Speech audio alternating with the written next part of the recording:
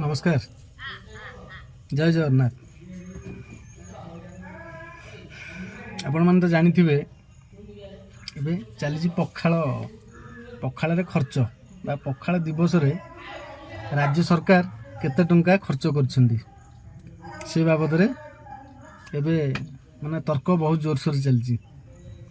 जहाँ चिकेन बिरियानी खाइले बा भेज बिरियानी खाइले बा पखाल दिवस पालन बा पखाल रे जहाँ पैसा खर्च होला किसी असुविधा नहीं बा जहाँ खाइबार जहाँ खर्च होला किंतु बड़ जिनस मुझे देखिली पानी बोतल गोटाक 250 टंका 250 टंका माने आम साधारणतः 20 टंका पानी लिटरटा किंतु से माने जो पानी माने व्यवहार करछंती ता लिटरटा हला 250 टंका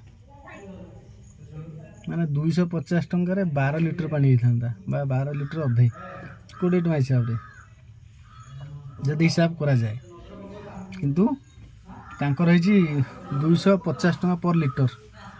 भाई को पानी के जानी सी आमे तो देखिया को स्वप्न बोधे में भी भावुचे आमे देखिया को पाइबानी किंतु ओडिया अस्मिता ना रे पानी बोतलटा 250 टंका